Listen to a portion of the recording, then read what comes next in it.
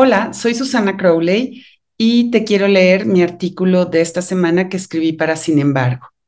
Lo titulé Los Dudamel que nunca tendremos. Siempre es una mala noticia que los niños se queden sin música. Según una nota del periódico Reforma, las orquestas de la nueva escuela mexicana o ONEM quedaron en el abandono y probablemente esto termine en su extinción. No soy fan de las notas que publica ese periódico, así que he tratado de indagar el asunto, pero la información es mínima. Todo indica que se trata de una papa caliente entre la Secretaría de Educación y la Secretaría de Cultura. ¿Dónde quedó el futuro de tantos niños y niñas que eran parte de estas orquestas? La eterna intención de enseñanza musical a niños de todo el país recibió un impulso por parte de TV Azteca con gran éxito. Con el nombramiento de Esteban Moctezuma como titular de Educación, las orquestas fueron incorporadas a la Secretaría, quedando más tarde a la deriva. Aparentemente, la falta de presupuesto, yo diría más bien de amor por la infancia, conduce a su abandono. Si esto es verdad, es una triste noticia. La música es un arte capaz de curar el alma. Gracias a ella se puede reconstruir el tejido social, rehabilitar las fisuras generadas aún en el seno materno, la orfandad, las carencias, los traumas acontecidos en la infancia. En manos de un niño, la música se convierte en un instrumento de crecimiento y una verdadera oferta de esperanza. Antes de nacer, somos ritmo. La vida de un feto consiste en sonidos. Se sabe que no ve, no huele, no toca, no saborea, solo escucha.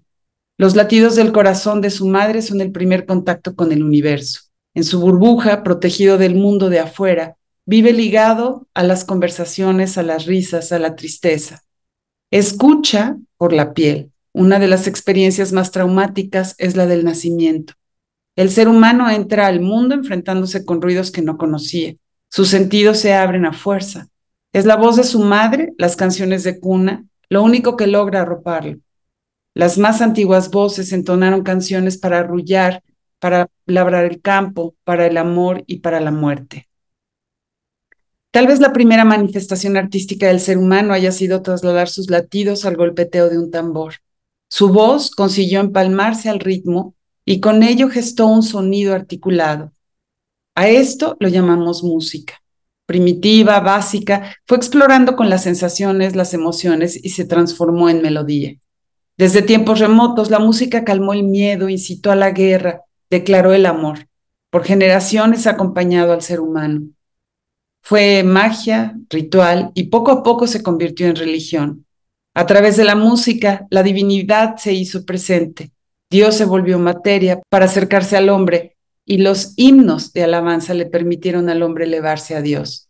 En los sitios más alejados, los músicos con sus instrumentos y su inspiración cantaron a la amada y la sedujeron. No era fácil resistirse al poder de una melodía sensual que activaba los sentidos. La música ha seguido de cerca la historia de quienes han sido desterrados de sus lugares de origen. Con ella en el alma fueron vendidos como esclavos. Lo único que llevaron consigo eran los ecos de una música que recogía lo que habían sido y jamás volverían a ser. Con sus ritmos rogaron por la libertad, cantaron en las muchas horas de trabajo una especie de embriagador trance que les ayudaba a soportar latigazos y hambre. La usaron también para celebrar y así evocar aquella vida que les fue arrancada.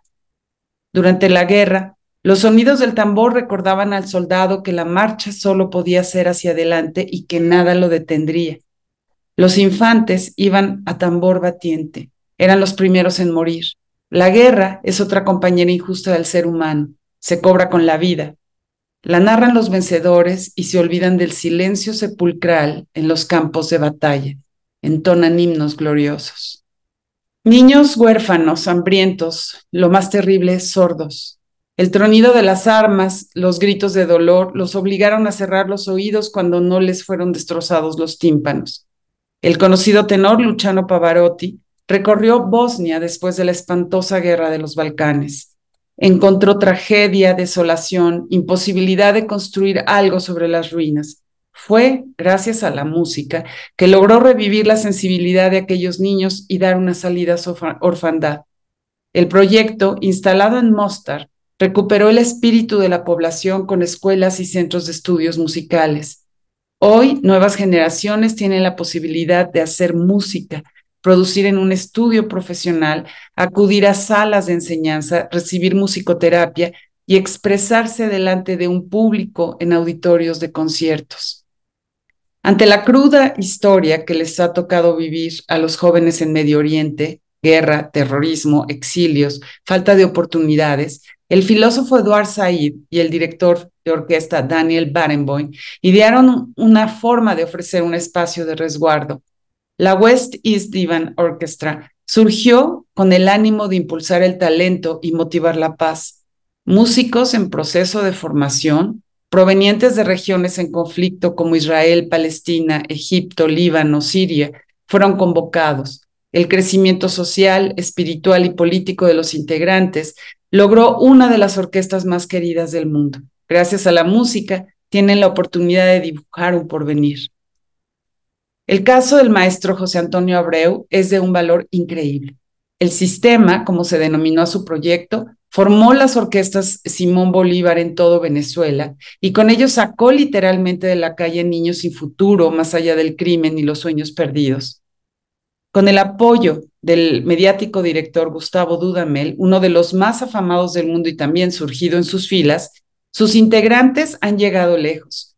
Una forma de resiliencia frente a los convulsos cambios que ha experimentado su país. Cuando surgió la Orquesta Azteca, tuve la oportunidad de asistir a un concierto en el que se presentaba como un logro de la empresa televisora y de su dueño Ricardo Salinas. Sin esperar mucho de un personaje tan controversial, me sorprendí de ver a los casi niños y niñas en el escenario con sus instrumentos haciendo música. En un documental se narraba la historia de cada uno de ellos y cómo habían sido salvados de la violencia intrafamiliar, de las drogas, el alcohol y el crimen. Pese al poco tiempo que llevaba de creada, la orquesta arrojaba un éxito sin precedente en nuestro país. Es importante señalar que no fue el primer esfuerzo y que Ricardo Salinas no inventó el concepto. Han habido muchos intentos de formar músicos desde la infancia. El problema es que casi siempre se quedan en intentos.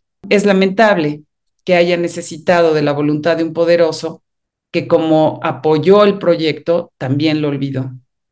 Si Andrés Manuel López Obrador ha dicho abrazos no balazos y su intención de atender las causas de la violencia era tan genuina, el programa que de ser Orquesta Azteca se convirtió en PETC y que fue entregado a la SEP, le quedaba como anillo al dedo. Imaginar a toda esa juventud que vive en limbos sin futuro era una forma de adelantarse a cualquier infierno. Pero eso no parece haber ocurrido. Los miembros de las distintas orquestas formadas en toda la República se quedaron a la deriva. Entiendo que el proyecto Semillas de la titular de Cultura, Alejandra Frausto, contempla el apoyo a músicos, laudistas y compositores. Lo que no entiendo es por qué no se abrazó al programa de escuelas de tiempo completo. Por lo menos eso dice el Reforma. Es un enigma. Y es una pena. Si tan solo pensamos en el desarrollo neuronal, en la seguridad y en los sueños que despierta la música, no deberíamos dejar de impulsar este tipo de proyectos. El futuro no solo está hecho de sueños en la abogacía, la medicina o la ingeniería. Hacer música ofrece a los jóvenes una manera de estar frente al mundo. Claudia Sheinbaum ha dicho que quiere ser recordada como la presidenta de la educación. Empezar a edades tempranas con la música quiere decir que los niños y las niñas tomen esta materia como si se tratara de matemáticas, geografía o español. Y no solo la música, las artes en general tienen mucho que ofrecer y están muy descuidadas en los sistemas de educación mexicanos. Si esa es la meta de la presidenta electa, ¿qué espera para relanzar este paraíso de ideas, talento y música?